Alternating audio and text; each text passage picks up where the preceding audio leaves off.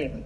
Kita telah terhubung dengan jurnalis VOA Virginia Gunawan di Washington DC. Kita akan menyapa Virginia Gunawan. Halo, selamat malam waktu Indonesia.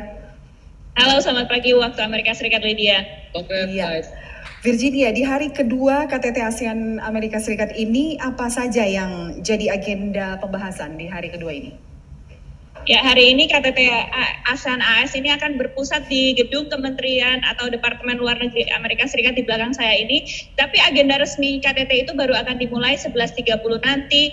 Tapi untuk pertemuan Menteri Luar Negeri sekitar 1 jam atau sekitar jam 9 tadi, Menteri Luar Negeri Retno Marsudi bertemu dengan Menlu Amerika Serikat Antony Blinken. Agenda pertama bersama Wapres AS Kamala Harris nanti akan membahas tentang kerjasama kemaritiman dan pemulihan pandemi. Isu pertama ini memang jadi salah satu fokus Amerika Serikat karena dari sejumlah pengamat yang kami wawancarai melihat KTT kali ini dilihat Amerika Serikat sebagai kesempatan untuk mengirimkan pesan tegas terkait hubungan AS dengan Tiongkok, terutama dalam isu kebebasan navigasi di Laut Cina Selatan. Sehingga ada kebutuhan ya untuk mendekati kawasan ASEAN dan Indo-Pasifik. Sementara untuk pemulihan pasca COVID-19 berfokus pada kesetaraan vaksin, penguatan infrastruktur kesehatan, dan kalau pandemi lain itu terjadi di masa depan, secara global itu sudah bisa mengatasinya. Ini juga mengikuti KTT COVID atau COVID Summit kedua yang telah berlangsung hari sebelumnya, di mana Indonesia itu kemarin punya komitmen dan mungkin paling panjang di antara negara peserta KTT COVID yang lain.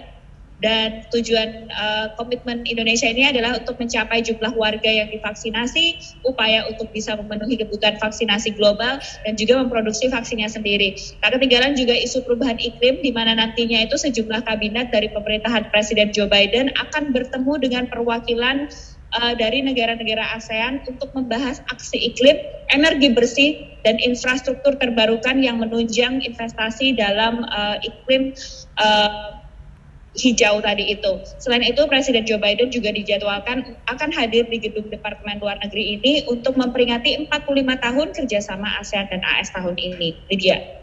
Ya, kemudian apa saja yang telah dicapai Indonesia dari KTT ini? Ya, selain tentunya mengikuti rapat yang berlangsung kemarin pada hari pertama, dari pidato yang disampaikan Presiden Joko Widodo dalam rangkaian kegiatan KTT kemarin, itu menunjukkan posisi Indonesia yang mendukung stabilitas dan kemakmuran Asia Tenggara.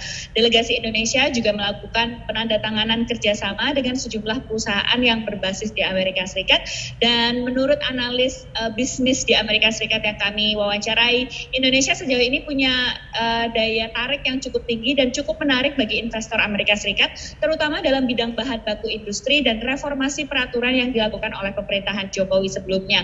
Dalam meeting dengan Dewan Bisnis Amerika Serikat, Jokowi juga menyampaikan upaya Indonesia untuk membuat SDM Indonesia itu naik kelas dan memastikan produksi barang di Indonesia itu menggunakan energi hijau. Lydia. Baik, terima kasih Virginia Gunawan, jurnalis VOA di Washington DC. Terima kasih, selamat malam.